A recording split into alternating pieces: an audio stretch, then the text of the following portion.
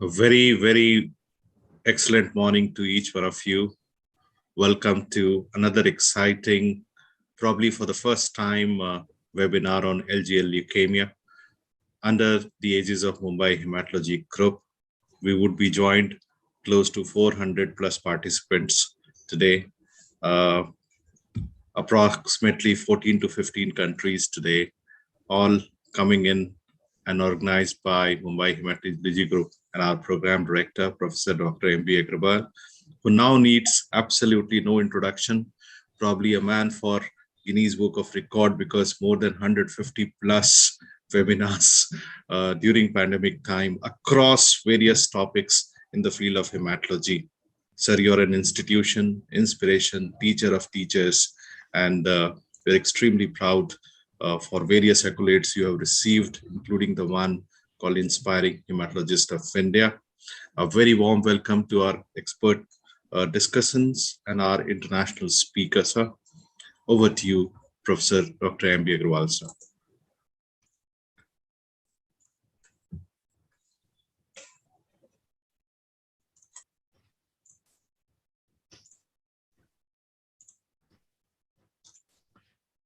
Thank you, Dr. Manoj, for your kind words. And good morning to one and all. Today, our guest speaker is Dr. Thierry Lamy from France, and he's going to lecture on LGL Leukemia. This webinar is brought to you by Mumbai Hematology Group, supported by INTAS, managed by MICE Ideas. I thank Dr. Manoj Kumar and his team from INTAS for supporting our academic activities, especially during last 1.5 years and of course for last 30 years. Mr. Rajesh and Kalpesh and their team from MICE Ideas for their flawless management of all these webinars and the background work that they do. Executive Committee of Mumbai Hematology Group, this has given me a free hand to organize these webinars, select the speakers, and invite all of you to participate in this.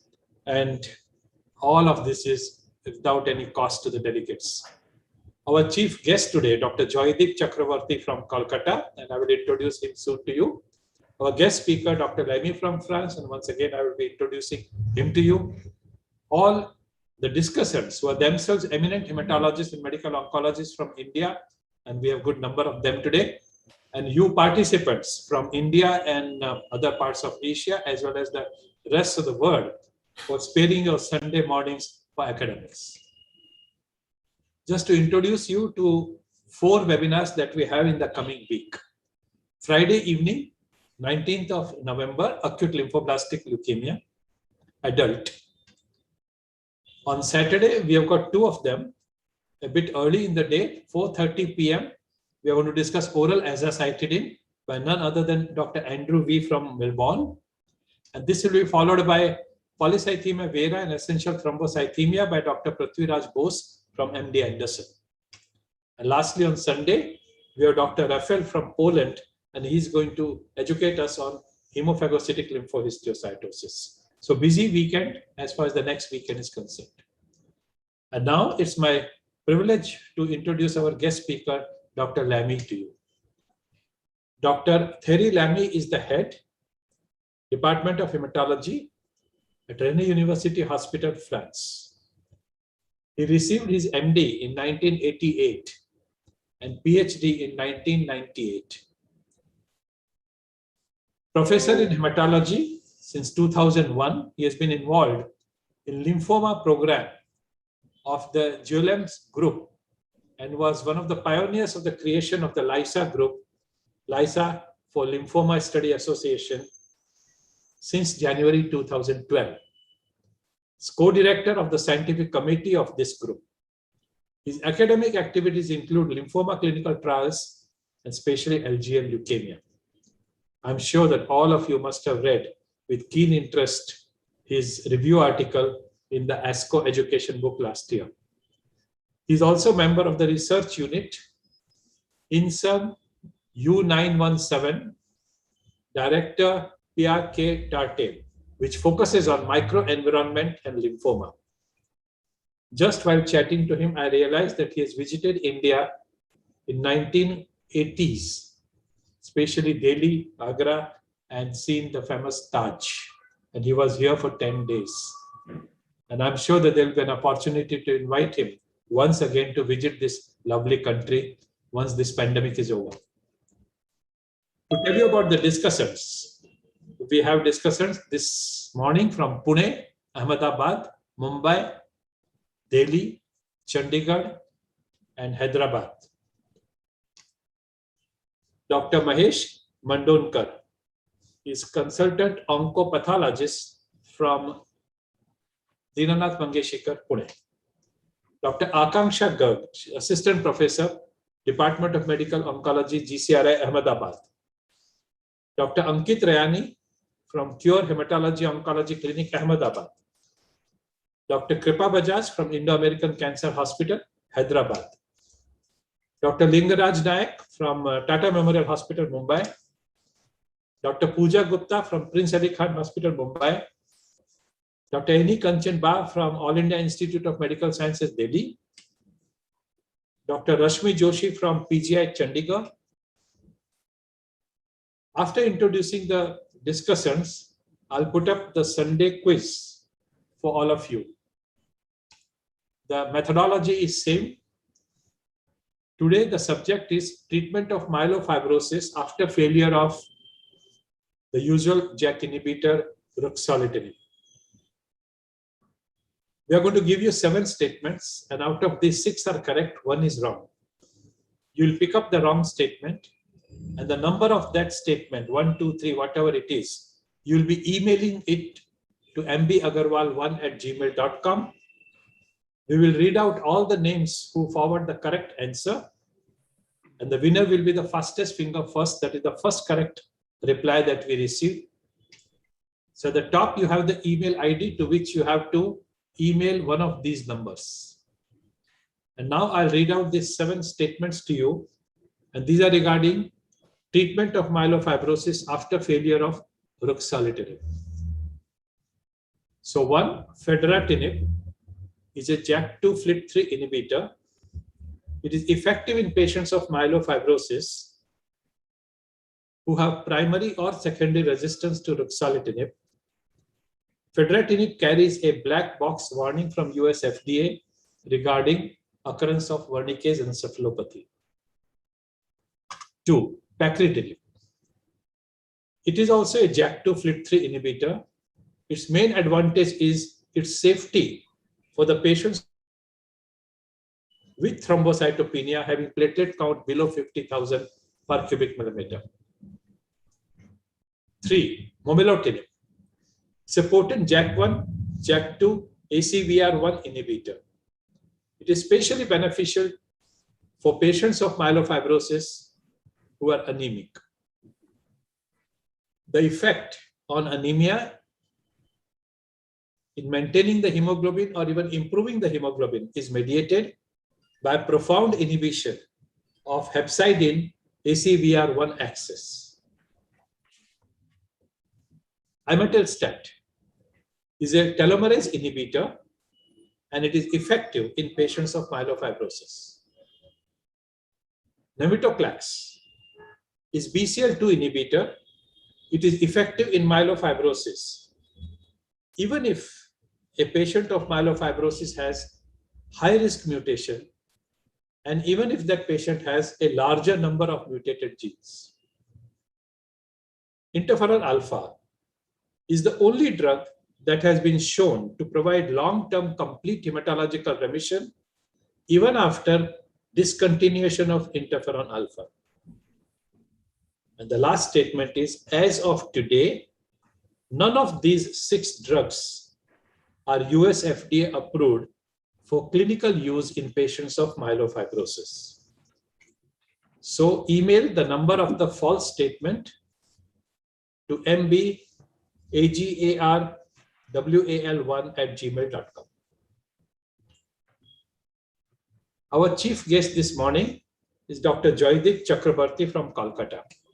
All of you know him, but to complete the formalities, he completed his MBBS from Kolkata, went to UK for the postgraduate studies, obtained MRCP UK, FRC Path UK, FRCP Glasgow, and the last being awarded to him for his role in leading and establishing services in medicine. He has a special interest in bone marrow transplant, especially mismatch high-end transplants for all the conditions, especially acute leukemias. He's worked in various reputed institutions in UK, and he did his fellowship in bone marrow transplant from Imperial College. After his return to India, he's helped in forming and successfully running various bone marrow transplants departments in this country. Presently, he is HOD of Hematology and Bone Marrow Transplant Unit at HCG Eco Cancer Center, Kolkata. He's also an honorary assistant professor at Ramakrishna Mission Seva Pratishthan, Vivekananda Institute of Medical Sciences, Kolkata. He's written various articles in leading journals and chapters in many books. Presently, he's actively involved in research. He's working on various projects. I request Dr. Joydeep Chakrabarty to inaugurate our today's webinar and give us some words of wisdom. Thank you so much. Over to Dr. Chakrabarty.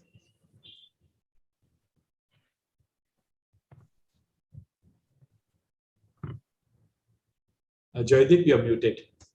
Sorry, Yeah. Can you hear me now? Yes. Thank you so much. Good morning, Professor Agarwal. Very nice to see you. Very nice to see all of you, Manoj. And it's an honor to see you, Dr. Lamy, there. Thank you for inviting me to inaugurate this. So obviously this is already inaugurated. It's a mere formality that I inaugurated. But I just wanted to talk to you about, which I feel something which is amazing, and that is our specialty in hematology. So what I feel is that this specialty gives a flavor of everything. And if you take my personal example, when I went to the United Kingdom, I wanted to be a critical care physician. So, doing critical care, almost 2 years of critical care training, and I thought that that is the way forward. But while doing critical care, the thing that came into mind is that, you need to know the physiology of a patient very well. So what is going on, what is not going on, that I felt was very important. And then, the training in general medicine. So you cannot go wrong with your training in general medicine. You have to be a doctor, you have to be looking after patients, you have to be good in your medicine. But still that, that critical care thing, that was addictive. The adrenaline rush that comes in when you're dealing with very sick patients, that was very addictive.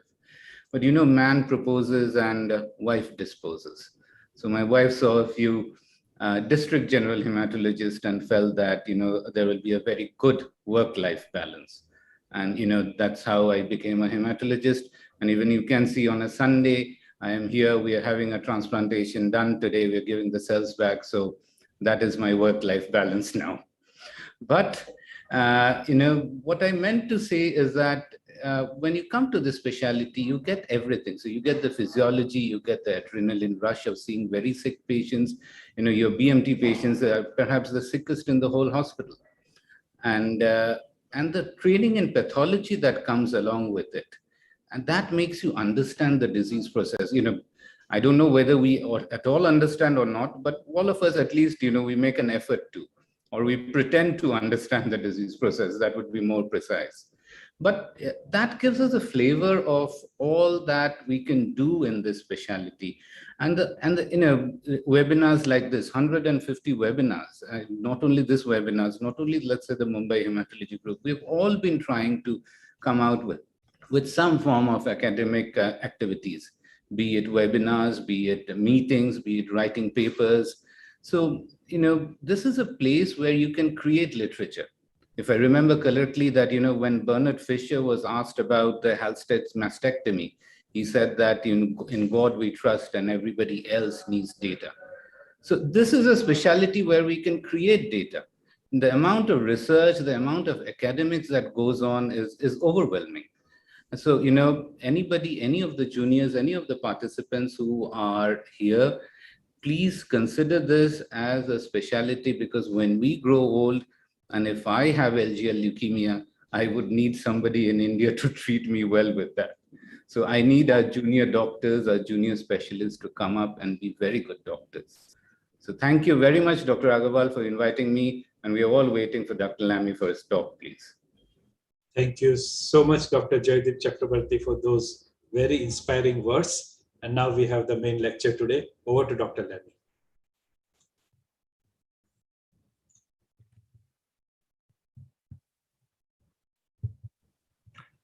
So good morning, everybody. It's a real pleasure for me to be invited by Mumbai Hematology Group to give you a lecture on large granular lymphocytic disorders. As you know, it's a rare disease, but quite fascinating because it's overlapped with many different specialties. So your slides are not visible. They're not visible. Can you see my slide? No, not yet, sir. Okay. So here is a summary of my talk. We will take. We can't see. Is it correct? Can I go up? No, sir. Yeah. You have to. So we'll talk about historical recognitions, the clinical biological presentation. Hello, Dr. Lemi. So still your slides are not shared. We cannot see. Oh.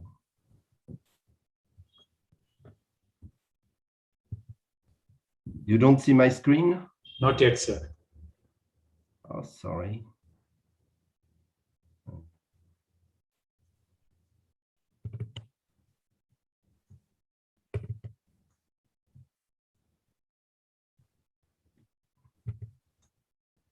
Can you see it?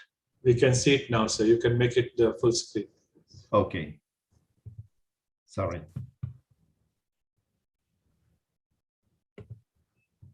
Perfect. Okay. So thank you very much for giving me the opportunity to give you a talk on update of large granular lymphocytic disorder. So as I already said, it's a very rare disease, but very interesting and quite fascinating because it overlaps with many different diseases. So I will take about first historical recognition. So as you know, the main point in this disease is increase of large granular lymphocyte, which can observe on blood smears. And the LGL are large size lymphocyte, about 20 micron of diameter, with abundant cytoplasm containing azurophilic granules and a round nucleus.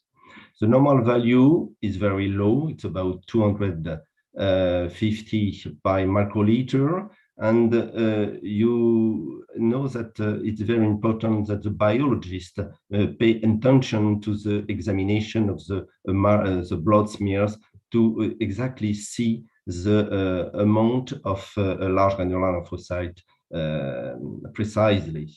And the LGL count may often be under-interpreted in case of normal lymphocyte count.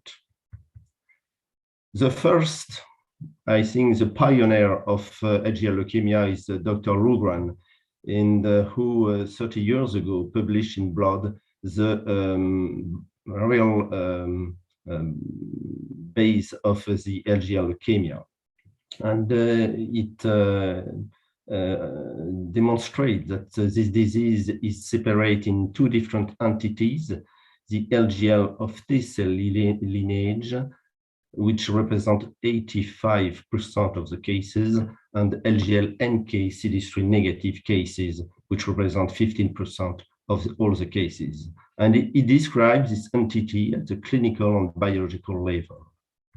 Interestingly, in the WHO classification, LGL leukemia are well described 20 years ago, and in WHO classification of 2008, there are three entities: T-LGL leukemia, aggressive NK LGL leukemia, a provisional entity, so-called chronic NK lymphocytosis.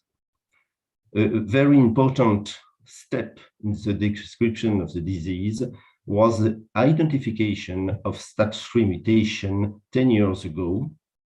And in the last WHO classification, a new entity recognized a more aggressive form of LGL leukemia associated with STAT5B mutation.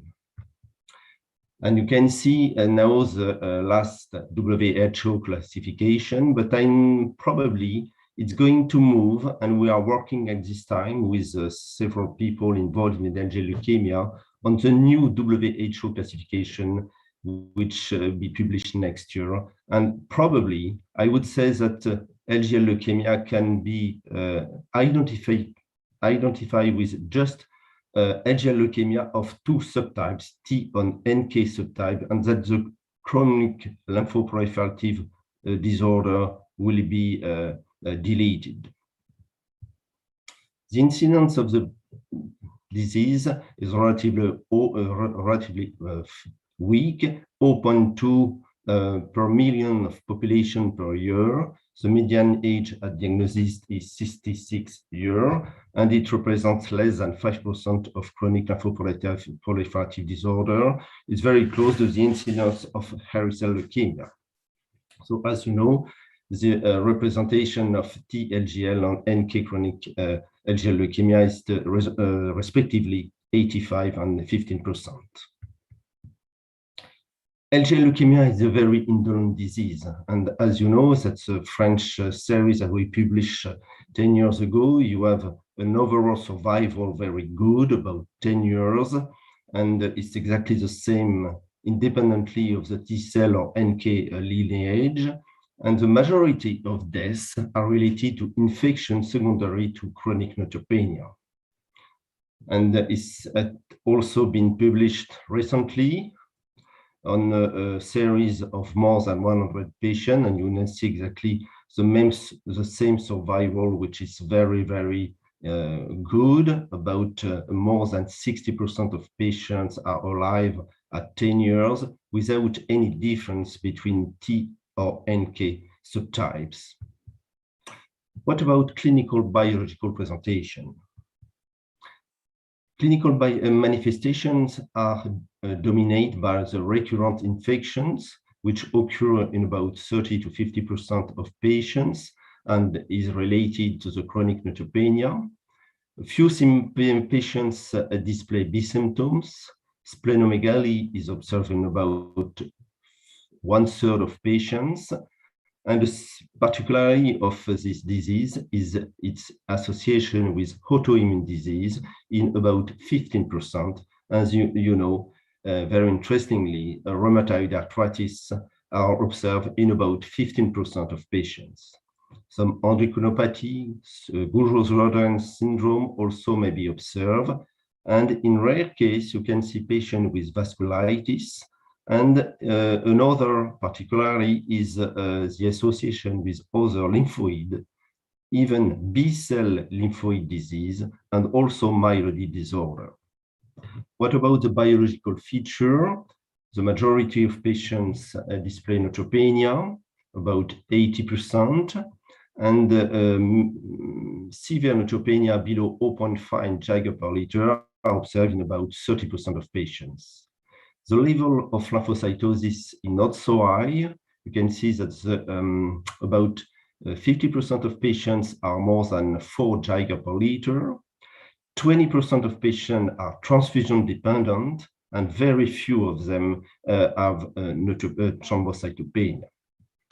Marrow infiltration, when it's observed, it's about 70%.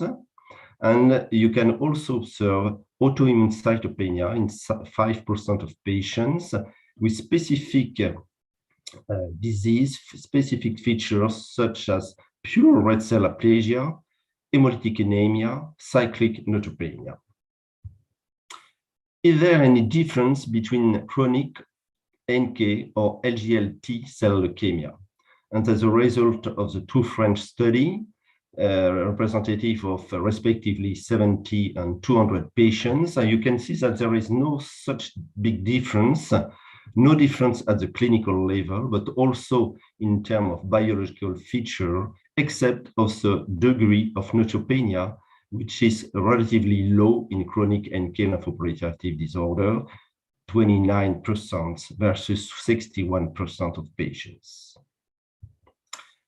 The infections are the main problem in these patients, and you must pay attention to the occurrence of stomatitis, apoptosis, which are quite frequent in the context of chronic neutropenia. And it's very important to ask patients if they suffer from recurrent apoptosis, because not obviously declare this problem. So it's very frequent. And on the opposite, you can observe very severe infections, as an example of lung infections in a patient with a chronic neutropenia and LGL leukemia. 20% of patients, as I told you, are anemic and are dependent of transfusion.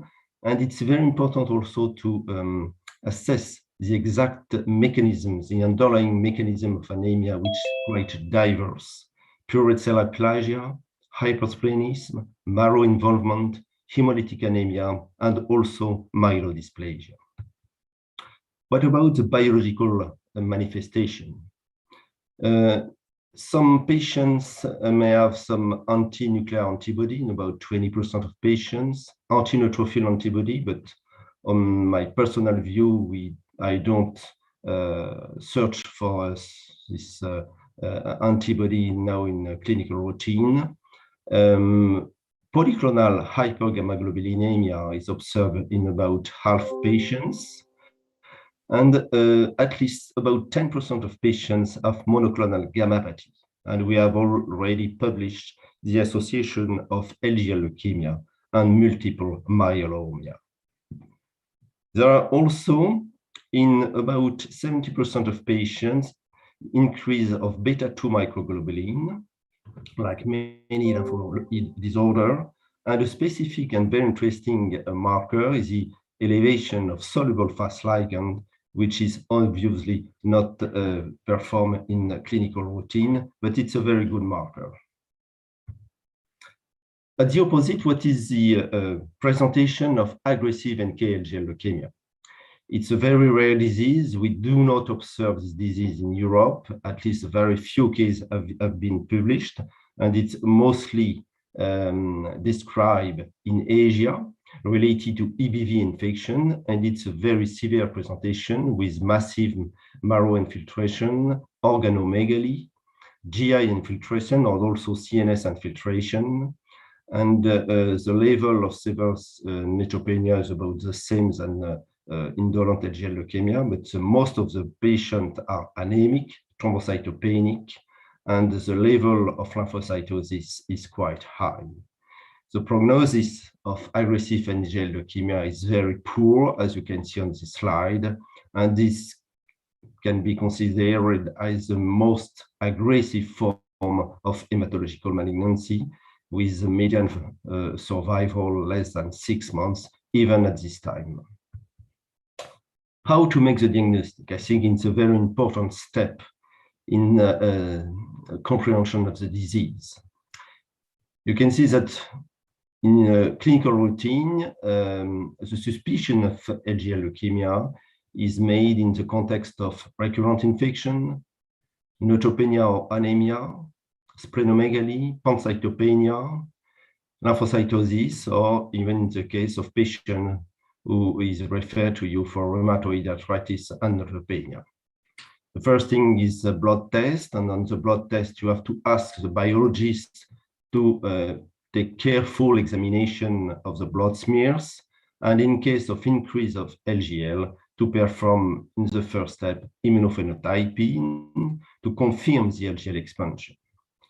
After, you make, and we'll see later, additional immunophenotyping, genome sequencing, and marrow histology.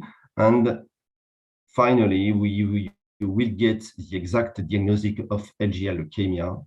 And it's very important to make the diagnosis between reactive LGL expansion from clonal T or NK LGL leukemia. And we have many situations in which we can observe reactive LGL expansion, and everybody is aware about this problem in post-splenectomy, during viral infection, CMV, EBV, HIV, post-stem cell transplantation or organ transplantation, the association with hematological malignancy, such as T-cell lymphoma, autoimmune condition. Usually, reactive LGL expansion have a relatively not so high LGL count, usually below 5 Jaga per liter. The level of the neutropenia is relatively modest, and the incidence of infections is quite low. So far, what was the parameter which can be used to assess LGL leukemia? The first step is the level of LGL expansion. And until the 90s, it was mandatory to have more than 10 times to the 9 per liter LGL in the blood. And we know now that it's probably too high, and you have many patients who have LGL leukemia with a lower LGL expansion, and we have set up the threshold of more than 0.5 10 to the 9 per liter of LGL in the blood. What are the specific criteria for T-LGL leukemia? First is a phenotype, and I think you just keep in mind that the phenotype is very reproducible: alpha beta plus, CD3 positive, CD5 positive with a DIM expression, CD8, CD57. And the second marker is the clonal rearrangement of the TCR gamma gene, which can be identified by PCR or by the use by using the clonal V-beta expression based on flow cytometry. That's a specific criteria for T-LGL leukemia. It's probably more difficult for NK-LGL leukemia, since you know that they do not express CD3, so they cannot be identified by PCR. There are no rearrangement of the TCR. So the first step is the identification of specific markers using flow cytometry, and usually they display the CD3 negative, CD3 positive, CD16 positive, and CD56 DIM expression. And usually we use with Dr. Lundgren the amount of CD of more than 0.5 10 to the 9 per liter of CD56 or CD16 positive NK cells. So that's an example of the phenotype. You can see the expression of CD5, which is relatively dim in the majority of LGL, CD8 and CD56. Usually it has been described as the phenotype of LGL leukemia is a terminal effector memory T cells, which can be recognized by the expression of CD8, CD45, and which are negative for CD62 L-selectin. What about the expression of and the phenotype for NK cells? As you see on this graph, they display CD8, CD56 positive. That's an example of a graph of NK cell LGL leukemia. The T-cell clonality is based on the molecular TCR gamma rearrangement using PCR analysis, also by the V-beta repertoire.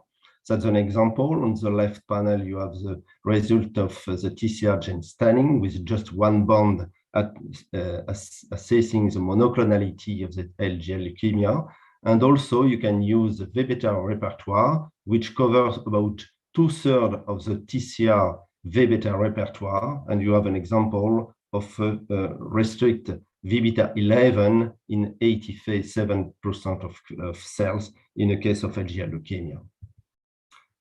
In rare case, when the diagnostic is difficult, when you have a low LGL count, I would say a phenotype which is not totally convincing, you have to perform a bone marrow biopsy and with specific immunohistological coloration. And you have to use CD8, TIA1, and granzyme B markers to assess the infiltration of LGL into bone marrow. And the specific marker is the occurrence of the cluster of at least 8 cells which are positive for CD8, as you can see on the up right panel. And also you can observe the linear array of intravascular infiltration of LGL. That's very important to perform these EHC markers in the context of LGL leukemia when you perform bone marrow biopsy. So at this time now, in nearly 2022 time, we have to amplify the and to improve the marker for the diagnosis of LGL leukemia with mutation status. And we'll see on the next slide that is very important. So as I told you in the beginning of my talk, the important step was this discovery of STAT3 mutations in the SH2 domain of exon 21 of STAT3. It has been identified so by the Finnish team, by Koskela, and it was also demonstrated in both phenotype of T or NK cells. That's very important, and you can see that in about, at the first description, initially it was observed in about 1/3 of patients, and just later it was observed that the different mutation can coexist in the same patients. By using, is there any difference between the clinical and biological status regarding the status of stage 3? You can see you have some difference regarding the presence of STAT3 mutation or not. Patients with wild type are probably less aggressive and have a better overall survival as compared as patient to patient with STAT3 mutation. The level of neutropenia, anemia, the presence of splenomegaly is more often observed in STAT3 mutated patients. And there is a slight difference regarding the survival, but I think we have to be very cautious and to wait for additional analysis to see if it's exactly the truth. And interestingly, that's our result. When we perform the Sanger analysis and NGS, we see in our series that the level and the presence of STAT3 mutations is not 1/3, but it observed in about 2/3 of patients. And that's probably the problem of definition of LGL leukemia. If you use the correct and accurate criteria of LGL leukemia, you can see that you select the patient, and we can see that the occurrence of STAT3 mutation is very important. And I now consider that it's a very good surrogate marker of this disease. And we have extended our analysis of the mutation landscape in LGL leukemia. And you can see that you have not only STAT3 mutation, but we can observe in a significant proportion of patients the mutation of STAT5B, JAK2, JAK3, NF-kappa B pathway, and different genes involved in DNA methylation. So that's a more complicated mutation landscape that we can expect initially with just STAT3. And some mutations are associated and some mutations are exclusive. And we are like at the border between LGL leukemia and some disease with bone marrow failure, like myelodysplasia, aplastic anemia, which can display also such mutation, and in T-cell non-Hodgkin lymphoma, and especially ITL, angioimmunoblastic T-cell lymphoma, which can also display STAT3 and DNA methylation mutation gene. So we have performed and we have proposed improvement in the assessment of NK cell clonality. And what we published this year in Blood was a result of our study on a large cohort of more than 100 patients with NK LGL proliferation. And we were able to discriminate chronic LGL NK leukemia to reactive NK proliferation. That's an example of the flow cytometry analysis, and based on the use of 9 specific monoclonal antibody, you can see that in NK LGL leukemia, you have a different pattern with a key restricted phenotype An example, you have the expression, the down expression of CD158 or CD158B. We have also in a very high expression of CD95 and NKG2DA. That's a very specific marker of NK LGL leukemia, which differentiates from reactive NK proliferation. And you can see exactly the difference of the pattern of the phenotyping, making a clear difference between polyclonal reactive NK and clonal NK cells. What about the mutation landscape? And on a cohort of 86 patients, we were able to discriminate the mutation status between NK LGL leukemia and reactive NK LGL leukemia. And very interestingly, we observe that in 1/3 of patients with NK LGL leukemia, we observe TET2 mutation.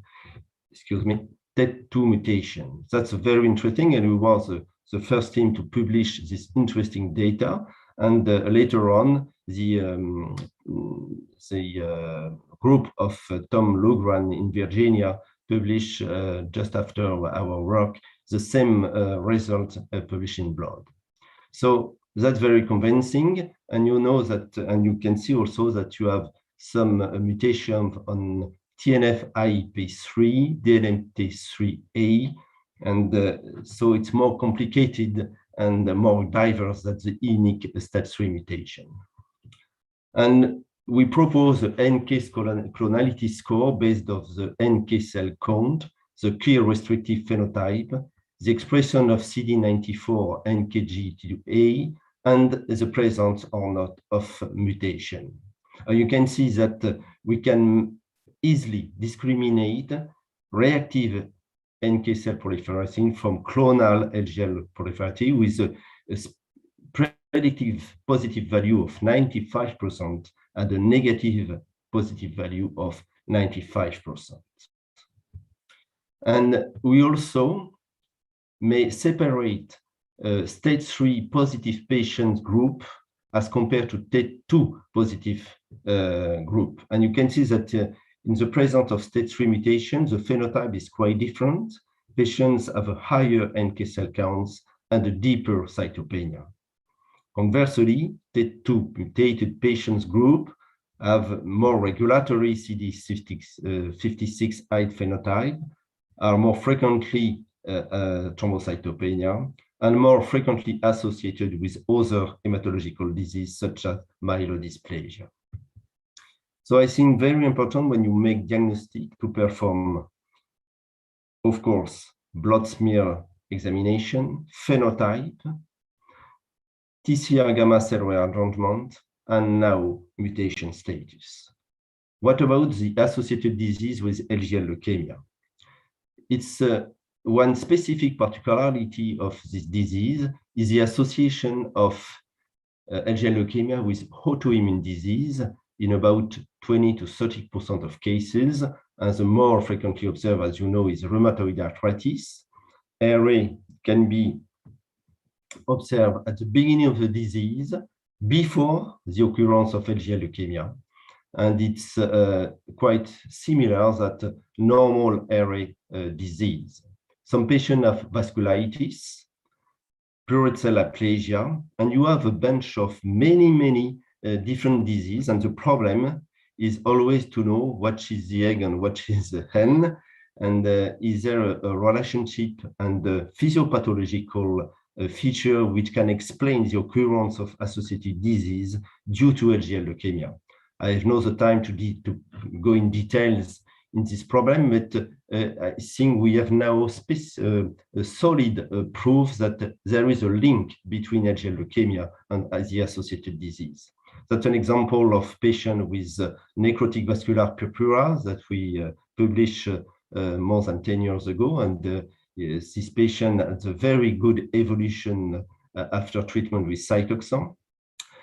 That's a very interesting thing that it was published by the American team 5 years ago. It's a body inclusion myositis patient with present with pain, muscle pain, and we can observe in the biopsy of the muscle the infiltration of specific LGL cells, and some of the patients may have good improvement with cytoxan. And lastly, just an example, we published last year the association of large granular lymphocytic leukemia with precapillary pulmonary hypertension, and we have a specific proof that the LGL can display specific cytotoxic effect against the pulmonary endothelial cells. What about the pathogenesis of the disease? We can consider there are several steps in the activation and the occurrence of LGL expansion. The first step is the activation with the public antigen, and there are many theories regarding the HTLV1 like virus. The second step is the cytokine activation, and you have to just keep in mind that IL-6, IL-15, IL-18, and PDGF are the main cytokines involved in the expansion of LGL. And the third step is the acquisition of genetic alteration, such as stage 3, stage 5b, like we saw before, and also DNA methylation. And the final step that is to consider that a combination of cytokine stimulation or molecular mutation lead to a specific phenotype of LGL leukemia. These cells are resistant to fast trail-induced apoptosis. They secrete high level of fast ligand. They have an increased survival, which leads to the clonal expansion. And finally, they may induce tissue or marrow LGL infiltration and mediate different tissue injury. And regarding the work that we perform on NK-LGL leukemia, just to know the clonal hierarchy between TET2 and STET3 mutation, we perform the whole gene expansion in 4 cases, and we purify T cells, NK cells, and myeloid cells. We can see in the upper graph the purity of the cell sorting. And we observe, interestingly, that in 3 or 4 patients, TET2 mutation was observed in both myeloid and NK cells. And in the last patient, 105, this patient and lymphoangioimmunoblastic T-cell lymphoma 2 years before LGL leukemia, and we had stored the cells of the initial diagnostic and the diagnostic of LGL leukemia, and we observe the same mutation of TET2. So when we can conclude on NK cells that TET2 mutated cases are more often experienced on other hematologic malignancies than other chronic NK proliferation. TET2 mutations are observed in both myeloid and NK cells. And all these results argue for early acquisition of TET2 mutations like clonal hematopoiesis. And we propose, and that's the editorial of Michael Erling regarding our paper in blood, there are 2 different pathways. Some patients have just STAT3 mutation and have a specific clinical biological feature, and other patients have TET2 mutation first and may have, with other mutations, the development of NK-LGL leukemia, or also may display hematological disorder due to the TET2 hematological clonal feature. And finally, we'll go to the treatment of LGL leukemia. The first question is, when you have a patient, when we have to start therapy? Is neutropenia the only thing that we have to decide to treat patient, and the level, the threshold of neutropenia to start therapy is questionable? I think in some patients with chronic neutropenia, even severe neutropenia without any infection, the watch and wait is possible. And I see some patients with chronic very severe neutropenia which have never infection over the time.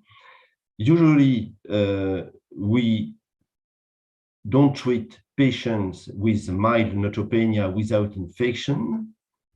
and we treat all the patients with systemic or recurrent infection associated with neutropenia. We treat patients with transfusion-dependent anemia, and also we can treat patients with LGL leukemia associated with disease which are symptomatic. And you can see over the data of the literature, the reason for treated patient. You can see that over the different study, it's reason are infection-related neutropenia or symptomatic anemia. And in yellow are the two prospective study published from the ECOG, and we have the ongoing study, and you can see that the reason for treated is quite different, but it's mainly infection or anemia. And that's the algorithm of the treatment of LGL leukemia that we published several years ago.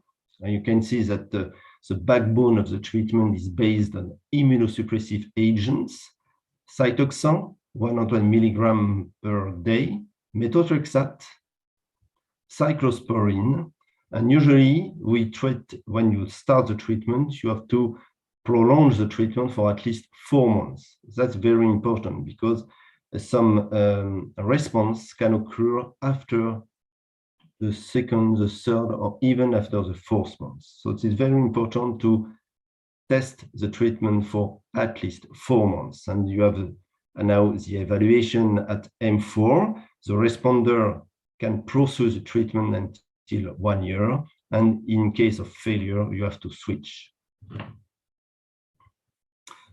What is the global overall response rate? And you have to keep in mind that you have very different results when you just focus on the prospective study and when you observe the result of the retrospective study. And the overall response rate varies from 30 to 60% of cases, but in the prospective study of the ECOG, which tests the methotrexate as a first line, you can see that the overall response rate was 38%, with a complete response rate very low of 5%. And our study, it's not finished, but we have some preliminary studies. The overall response rate is 53%, which compare methotrexate to Cytoxan, but the complete response rate is relatively disappointing with 13%. What about the remission durations? It's about 2 or 3 years regarding the different series, though it's not so long, and the relapse is more than 60% after methotrexate and more than about 30% after Cytoxan. What has been published, and I agree with this data, is that usually when you use Cytoxan in second line, you have a good overall response rate, but it's in a very small series, and you observe very few response to methotrexate after Cytoxan failure using in first line. So we have at this time the only randomized clinical trial in LGL leukemia, which compare methotrexate to Cytoxan. It has been launched 7 years ago, and we have recruited so far 140 patients. We should get the final result at the beginning of next year. And patients are randomized between methotrexate and Cytoxan till M4, and then the responder pursues the treatment, and the non-responder are assigned to a second randomization, which is cyclosporine as compared to one of the drugs which has not been used at the first randomization. So we should get very interesting result, and hopefully I hope that I will be able to show the result next year. So the question is which immunosuppressive agent you have to use first. It's very difficult to answer this question. Just my proposition, my recommendation is in case on LGL leukemia classical without any associated disease, or in case of vasculitis, my recommendation is to treat patients with Cytoxan first and to use cyclosporine in second time. For patients with rheumatoid arthritis, I would recommend methotrexate, which is largely used in the context of RA patients, and use cytoxan as second line. And for patients with pleural cell aplasia, I recommend cyclosporine, which gives very good result. And in second line, cytoxan or methotrexate, it's very difficult to know which is the better of the two agents. What about the second line therapy? In case of patients who are refractory to these three agents, you can use purine analogs, fludarabine, bendamustine, deoxychloroquine, CDA. So it's difficult to make a definitive opinion because there are very few patients. Usually the overall response rate is good, about 80%. Complete remission is rare, and response duration is very diverse from one study to the other. Splenectomy I won't recommend because you have some good response, but it's very dangerous, and the rate of infections are quite low. And you can see that on a series of 28 patients, you have 4 deaths. And the combat is interesting because the cells express CD52.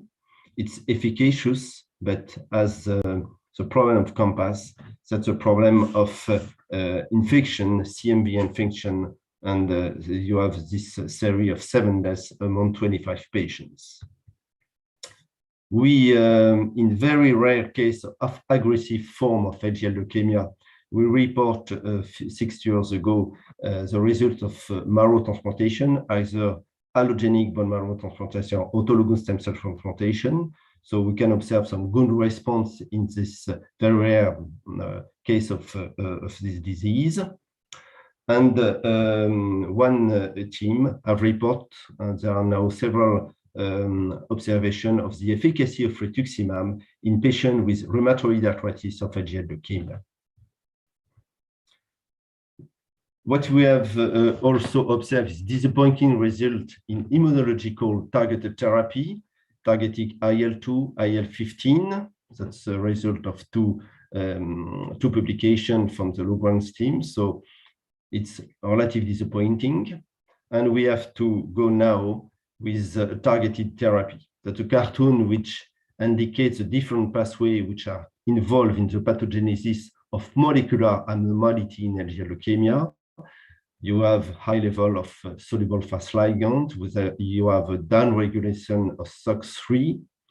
All the patients display activation with phosphorylation of STAT3, even in the unmutated case, downregulation of CFLIP, and also we have seen that we have DNA methylation mutation genes. So we can consider you have many potential drugs which could be targeted against one of the different pathway.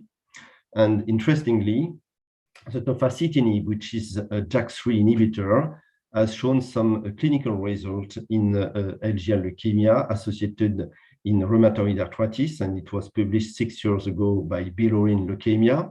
And you can see that in 4 patients, you have improvement of the neutrophil counts and also hemoglobin count, but it's relatively toxic and it's not FDA or EMA approved. So I can't use this drug in France.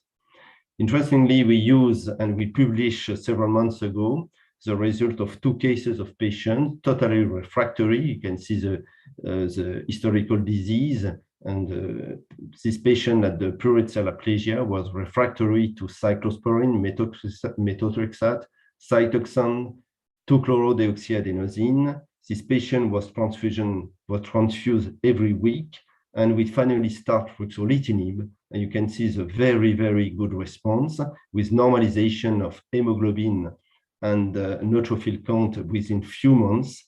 And we perform the stage 3 mutation status, and this patient was in complete remission regarding the bone marrow infiltration and also the stage 3 mutation, which was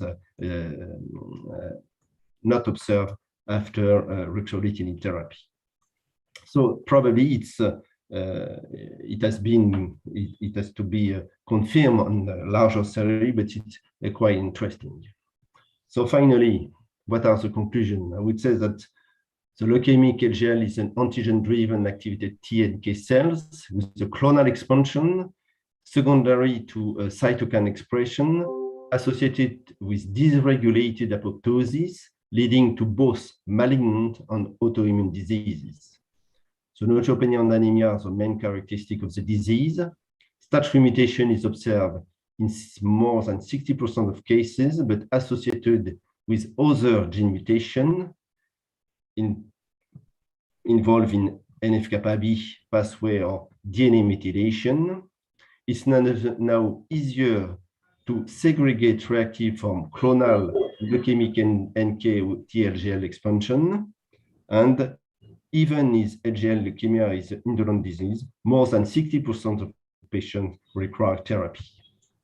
The first line is based on methotrexate, Satoxan, cyclosporine with disappointing results.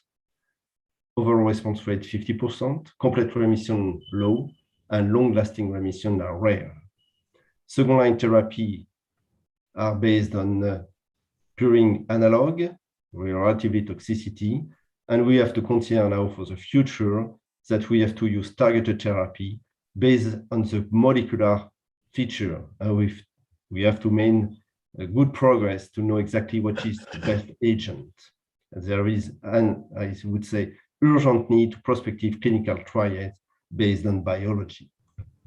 So I would like to thank all the French team which participate in the French clinical prospective study, all the team of Thomas Lugan, which have been collaborated with for more than 20 years, and also the Italian team, we had many collaboration. And I would like to thank you for your attention. I will be glad to answer any question. Thank you so much, Dr. Lamy. That was a wonderful talk on this very rare disease, of which we have very small experience. And you really updated us with all the research work. Your lifetime, 30, 40 years of experience you have shared with us in the last 45 minutes. We'll give you a 5 minutes break just to answer the quiz for the postgraduate students. We'll just give that reply and come to the question answer session. So I'll just share my screen to do that.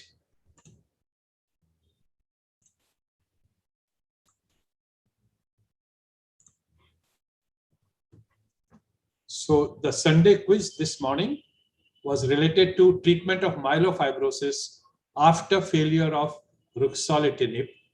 You were given these 7 statements, and as a part of this quiz is also education for the postgraduates. I will go over these 7 statements.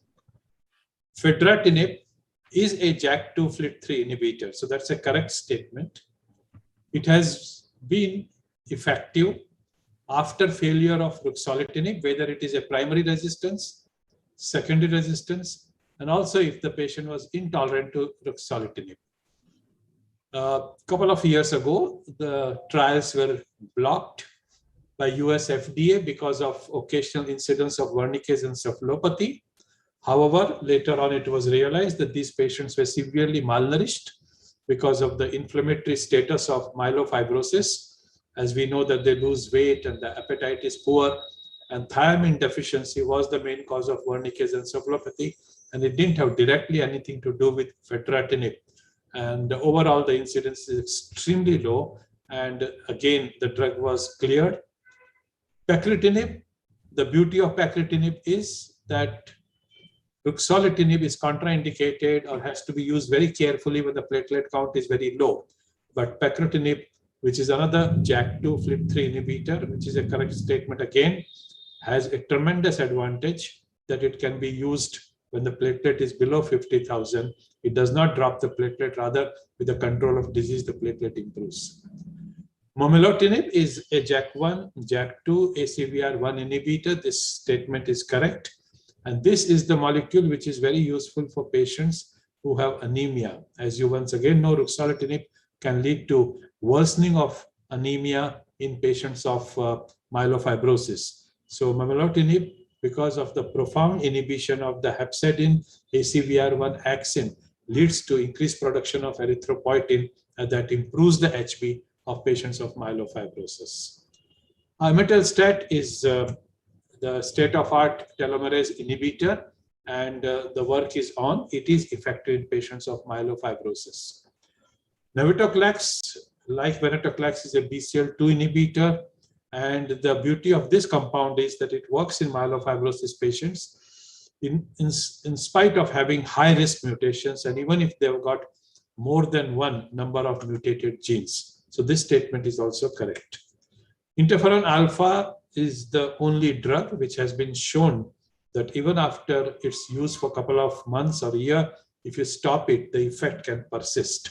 While when you use the compounds above, usually you have to continue them for life. So these were the 6 correct statements. The 7th statement was the false statement, because fedratinib is now US FDA approved molecule for patients of ruxolitinib failure or intolerance. And of course, this drug can be used upfront also if one wants to do it. So only one of these compounds has been US FDA approved. The 2nd, 3rd, 4th, 5th, 6th are not US FDA approved for clinical use in myelofibrosis. So the answer we were looking at was 7. So a lot of people have attempted this time. We got almost 70 people answering this quiz, but the correct statements were by 6 of you. 5 of them are Dr. Gunjan Prasad, and this is in this order of attempting.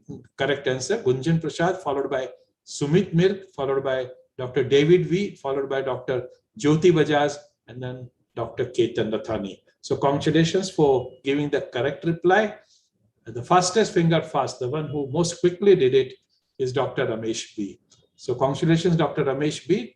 You won the quiz in past also. I remember he's senior resident doing DNB in hematology in Sir Gangaram Hospital, New Delhi. So heartiest congratulations to you, and thank you so much. We'll now go with the question and answer session, and I can see the raise hand sign with Dr. Ankit. Please go ahead, Dr. Ankit. Thank you, sir. Thank you, Professor Lamy, for that wonderful and extensive overview and your views about this rare disease. So my question is regarding the treatment of LGL.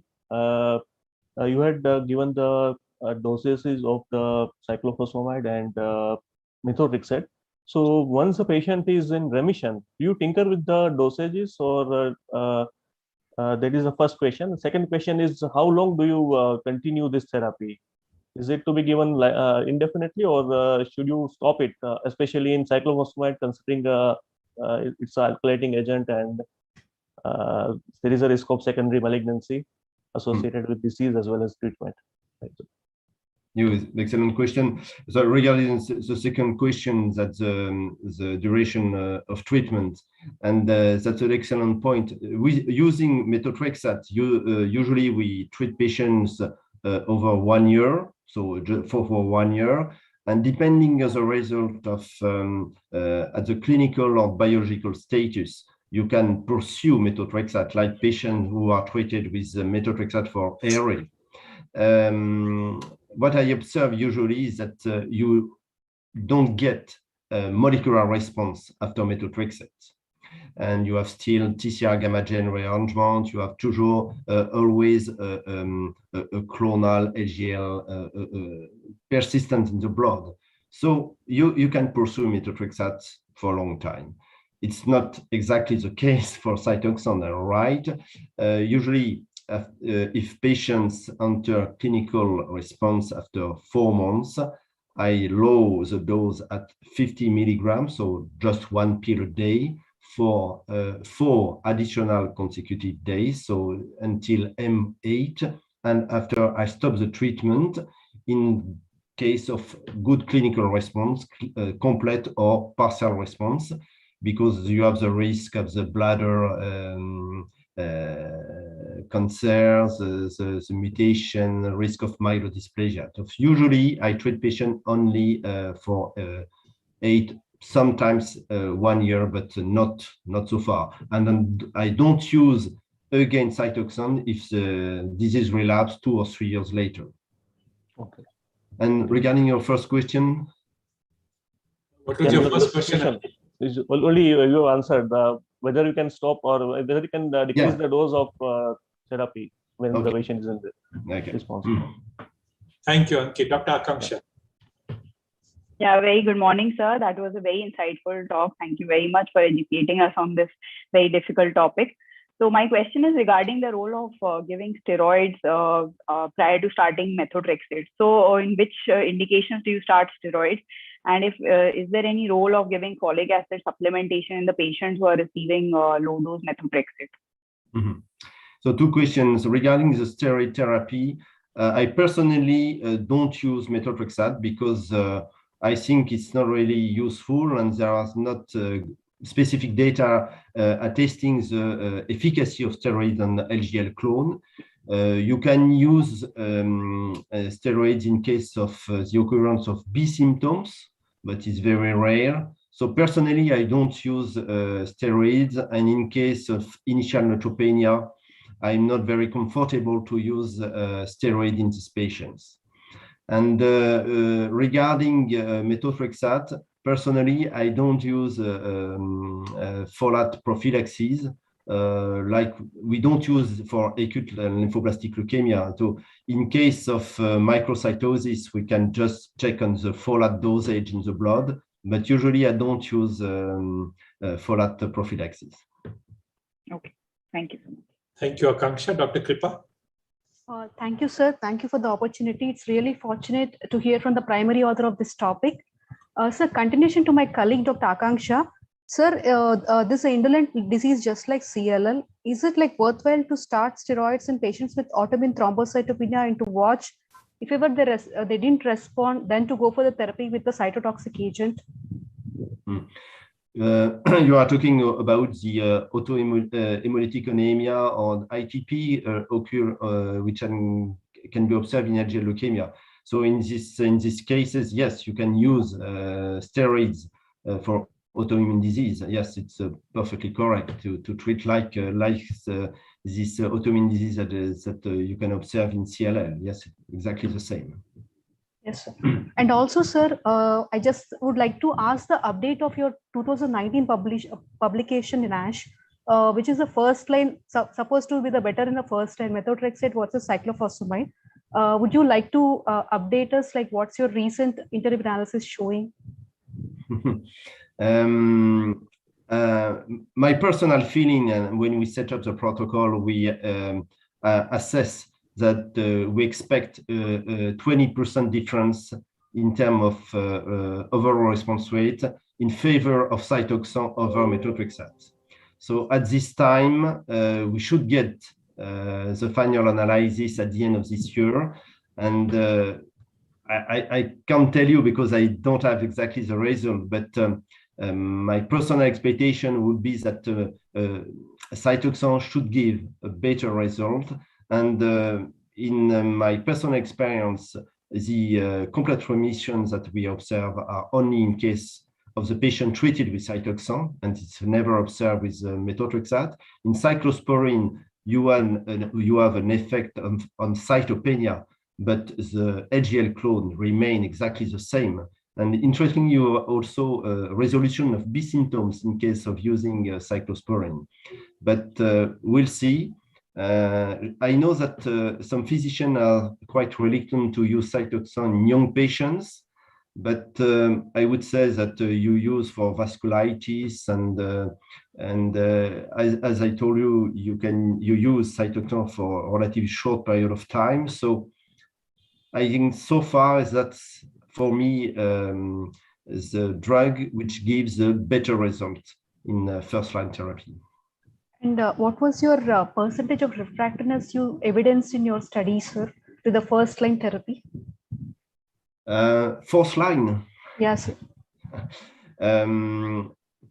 Yeah, for refractory patients after cyclosporine, Cytoxan, methotrexate, I use personally purine analogs. And in case of refractory to purine analogs, I try now JAK2 inhibitors, but it's very difficult for me to give you definitive result because we have at least 10 patients we are at this time treated, so it's difficult to give you an answer. And I reserve the bone marrow transplantation for very specific case. And in the French series, we have just only 5 patients. The series that we published was at the European level. So, you know, it's very, very specific. So the problem is for refractory patients, and you have to see case per case. And the last case I treated 2 months ago was with Campat, and we obtained very good results, but the patient was hospitalized for 4 weeks because of infection and severe CMV infection despite prophylaxis. So I think you have to be very cautious, but I think it's case per case. It's very difficult to give you a definitive recommendation because yes, we have no very, very efficacious treatment in these cases. Thank you so much, sir. You're welcome. And one part of our question was, what percentage of patients are refractory to first-line therapy? In the French series, about 1/3, about yeah, 30% are refractory to first line, and they have to switch for the second remediation. Right, sir. Dr. Lingaraj. Thank you, Dr. Lamy. That was an excellent talk. So I have got 2 questions. One is related to post-transplant setting, where we see these large general cell proliferations in the peripheral blood, and most of the time they are benign. So how do you approach post-transplant LGLs? And when you ask for clonality, like V beta reporter or STAT mutations in post-transplant setting, and how do you treat them? That is one. Second question is related to the dose of cyclophosphamide that we have given 100 milligram daily. So I have one patient where I had really struggled to give that dose because of recurrent cytopenia. So how do you, what is the tolerance to that dose of cyclophosphamide, and how do you adjust the dose? Okay, so 2 questions. The first was related to transplantation. I have a very small experience, so you know I am very modest regarding bone marrow transplantation in this context. And the last patient that we refer for bone marrow transplantation was last year. It was 34 years male, and he has a very long history, more than 10 years of LGL leukemia. He was treated at several times with immunosuppressive agents. It was refractory to CDA, refractory to Campat, and and he has recurrent severe infections. So he has really a life-threatening disease. So in these cases, I think, yes, you have to consider it in a young patient who has a sibling donor. You have to consider the possibility of allogeneic transplantation, but I think it's reserved for very, very rare cases, you know. And I have no, for this time, the experience of testing the STAT3 mutation status before and after transplantation, so that I can't answer exactly to this question. The second one is regarding the dose of cytoxan. Usually, we start with 100 milligram per day, and sometimes I'm receiving many questions from my colleagues and testing that assessing that the level of neutropenia is going down a few weeks after starting the treatment. And usually my response is keep 100 milligram per day, because the neutropenia is possibly moving up after 2 months of therapy. So I think we have at least the 2 or 3 first months to keep the dose of 100 milligram. And after M4, you can down to lower the dose at 50 milligram in case of clinical good response, or in case of toxic neutropenia. You can observe toxic neutropenia and with disappearance of the LGL clone. So in this case, you can lower the dose at 50 milligram. Thank you, Dr. Lingaraj. So one question Dr. Lingaraj had asked is, after bone marrow transplantation, when you have a hyperplasia of LGL cells and you want to differentiate reactive from neoplastic, then how often and what is your indication of doing the specific test of clonality? Yeah. There is a publication of Professor Motti in France in leukemia. It's about 10 years ago. And interestingly, they observe authentical LGL leukemia after allogeneic bone marrow transplantation. And we have observed in some cases the occurrence of STAT3 mutation. So it's difficult to know exactly what is the physiopathology of this disease. Probably maybe it's allogenic antigen, it's mismatch, minor HLA antigen. But anyway, I think you can observe authentic LGL leukemia. So I perform exactly as I told you. So phenotype, clonality, STAT3 mutation, also NGS mutation status, and if the patient is neutropenic or anemic, I treat this patient with methotrexate or Cytoxan. And in the publication of Motti, some patients having LGL leukemia after stem cell transplantation did have a good response to immunosuppressive agents. Yeah, sir, may I just ask one more? So I think this, for our experience, that what we see is that we use, it's very difficult to give cyclophosphamide and methotrexate post-transplant, and we usually use steroid when there is neutropenia. We usually observe these patients when there is no neutropenia or anemia, but when there is an indication, we use steroid, and almost 60 to 70% patients improve with that, and we use something like 0.5 milligram per kilo per day. But I'm not aware whether how much cyclophosphamide and methotrexate will be. The only problem I can think about is giving more cytopenias in post-transplant setting. You're right. I think probably the dose of Cytoxan should be lower in the context of stem cell transplantation. So I would recommend just 50 milligrams per day in this case, specific cases of LGL post-transplant. I think the main point in the context of post-transplant is to make the difference between reactive LGL LGL expansions that it's frequently observed in the context of GVH, CMV infection, and not to treat these cases. But in authentic LGL leukemia, yes, you can treat with lower dose of Cytoxan. I agree.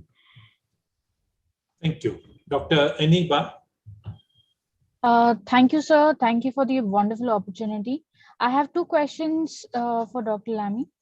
First is, where does cytotoxic hold a role in the management of LGL? Because we have seen that it has dismal results.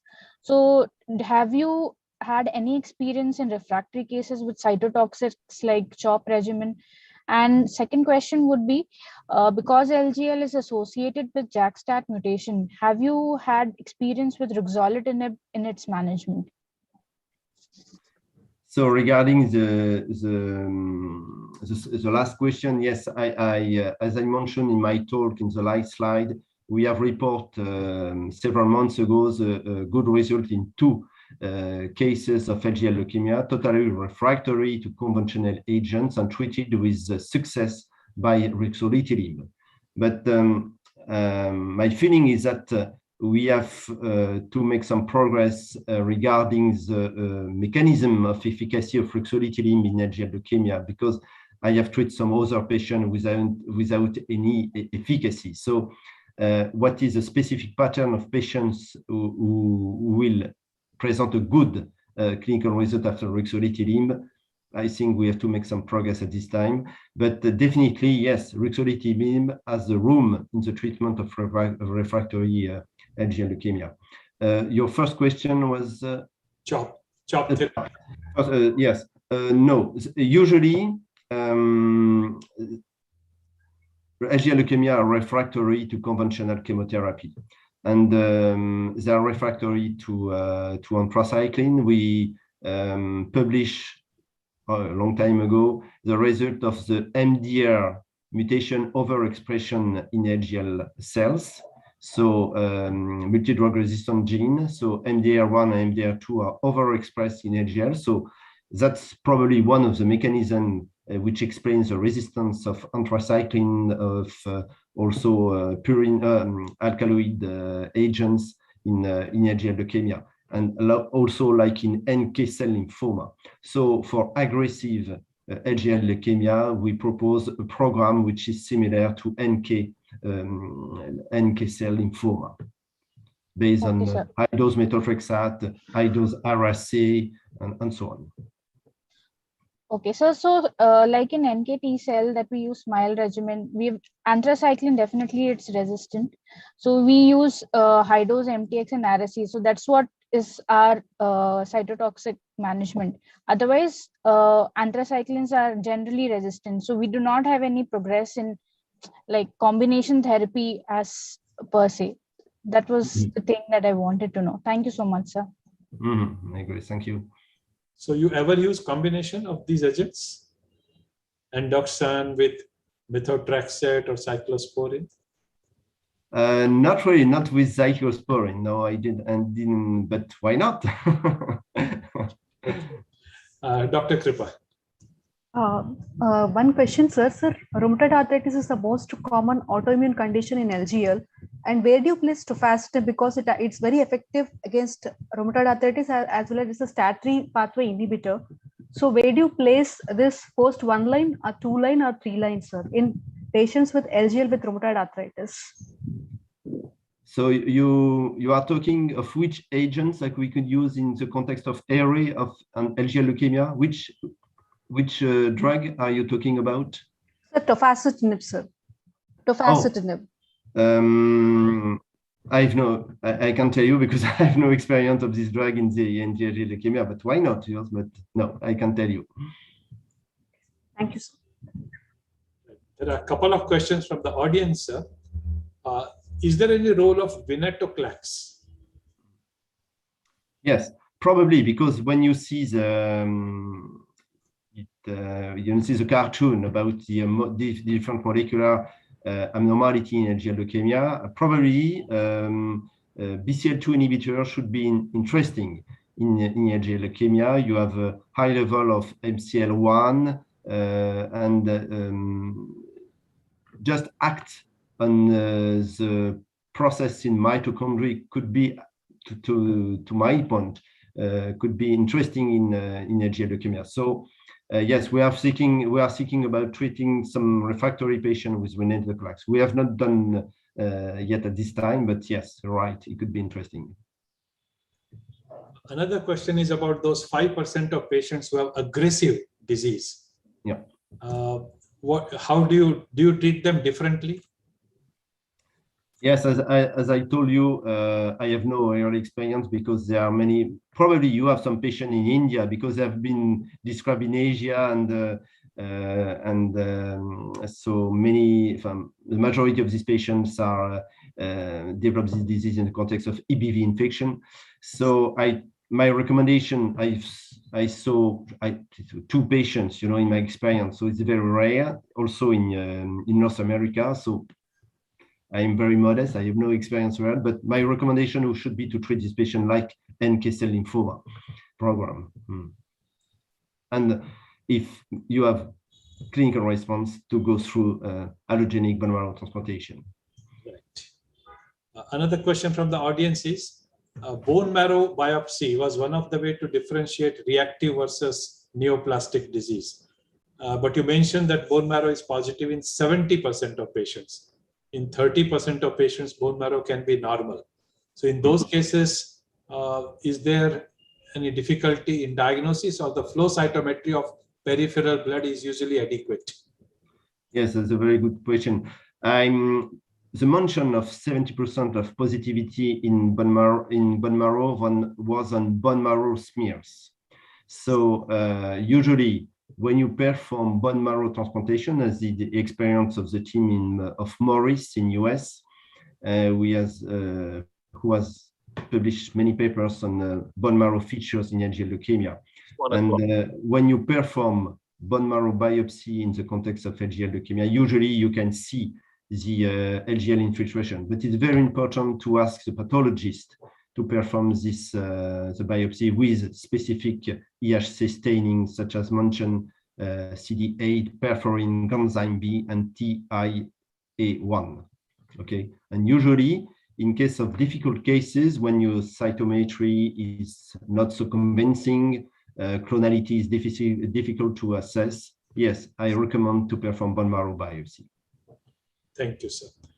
Another question is about, is there any role of dasatinib, tyrosine kinase inhibitor? Exactly like venetoclax, I think azacitidine should be interesting, especially in patients with DNA methylation, with STET2 mutation. And we are preparing a specific program in these cases to treat patients with azacitidine. Yes, definitely. And any role of dasatinib, what we use for chronic myeloid leukemia? Dasatinib, excuse me. I understand azacitidine. Dasatinib, I don't know. Right, there is no data. I don't know. I have no experience. Yeah. Another question is, once you stop and cyclophosphamide, what is the median time with the patient relapses? In my experience, the median duration is about 2 years. It's about 2 years. So we can observe, yes, usually the patient relapse after 2 years, but different. I have observed some rapid relapse, but usually it's after 2 years. And in that case, after the relapse, can we use same drug again? I am a little bit reluctant to use again cytoxan because of the cytotoxic effect. So unfortunately, we have to use methotrexate or cyclosporine if these drugs have not been used at the first line. You can use again methotrexate or cyclosporine, but usually the results are relatively disappointing. But for safety reasons and the risk of mutagenetic effect, I don't use cytoxan for a second time. Yes, sir. And the third part of the question was whether the relapse occurs in 100% of patients, or there are some patients who don't relapse at all. Of course. I don't know exactly we'll see in prospective trial, because I think everyone should be aware that it's very difficult to make definitive conclusion regarding the long-lasting result, because you have only retrospective studies.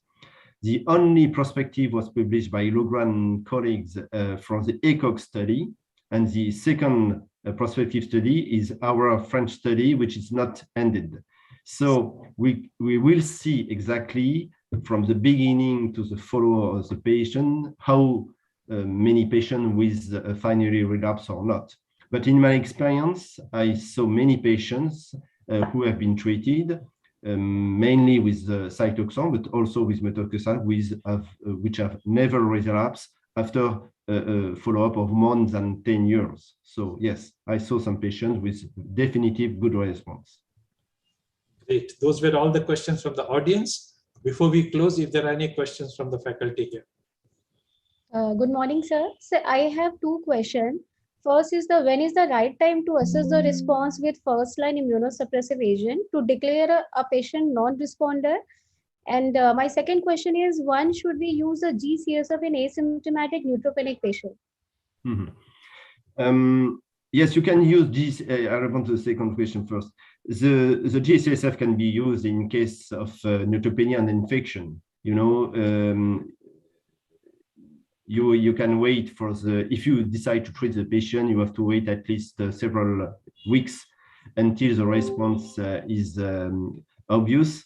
So if the patient has life-threatening infection, severe infection, and severe neutropenia, yes, of course, you can treat this patient with G-CSF. The problem is G-CSF that we have observed, and others also, it's a flare effect with enlargement of the spleen, some specific pains, And so, yes, long-term use of GCSF can be deleterious. So you have to be very cautious about that. But in case of yes, of infection for a few days, you can do it. But usually the response is not so good. And the first question was? Pooja, your first question. Yes, sir. So my first question is, when is the right time to assess the response to declare a patient as a non-responder with first-line immunosuppressive agent? You mean what is the best time to assess a response? Yes, sir. How long will you continue the first line of treatment before saying that patient is not responsive? Yes, as I mentioned in the program, you have to treat the patient for 4 months with the initial therapy. And after you assess the clinical response with clinical examination, is there still a splenomegaly or someone on airway symptoms? I don't know, and whatever. And also the biological response with CBC and also the phenotyping. And in case of clinical response, so you can separate complete clinical response or partial clinical response, you pursue the treatment. In case of failure, if you have no cytopenia improvement, if you are still large spleen and so on, you have to switch. Okay, thank you, sir. Rashmi, your questions. Yes, sir. I was just curious to know, sir, you mentioned that some of these patients present with monoclonal gammopathy initially. So I was just curious to know why NK cell and T cell lymphomas present with monoclonal gammopathy. Mostly B cells are the one presenting. That's interesting point, because yes, we see at least 5 to 10% of patients having monoclonal gammopathy. And I have, so we published a bunch of patients several years ago with Tom Lugran regarding the incidence of concomitant multiple myeloma and LGL leukemia. It's very difficult to know what is the relationship between a B cell and a T cell malignancy. But in fact, it occurs, and sometimes it's difficult to know what you have to privilege, the treatment of myeloma or LGL leukemia. And I have just a personal and recent case of patients who have vasculitis, multiple myeloma, and LGL leukemia. And these patients, and it was very interesting because on the bone marrow biopsy, you can see LGL infiltrations in more than 40% of marrow cells and 30% of plasma cells. So yes, there are definitely this patient has 2 clonal disease on B and T cell concomitant. And I decided to treat this patient with lenalidomide, and she has an excellent response on both disease. So now, if you ask me to explain exactly what works, it's difficult. Yes. And how it works. Thank you. One more question has come up from the audience. These patients are prone to viral infections, EB virus, CMV virus, HIV, maybe that's the etiology. And also whether these infections have a role in the etiology of this T cell disease. That's a story I'm not involved in, but the team from Renato Zambello, Gepanato Semenzato from Italy, and also Dr. Lugran, Bernie Poids, have published several papers, but at least more than 10 years ago, regarding the occurrence of HTLV1 or 2 infection in LGL leukemia. So they identify in the majority of patients some prototypic markers of HTLV-like infection, and it has also been observed in airway patients. So, but it's very difficult. You don't see any inclusion in the LGL cells. So yeah, there is no genomic integration in the LGL cells. But definitely there is probably some possibilities that there is viral antigen stimulation facilitating the LGL expansion. Not really HIV, but HTLV1, HTLV2.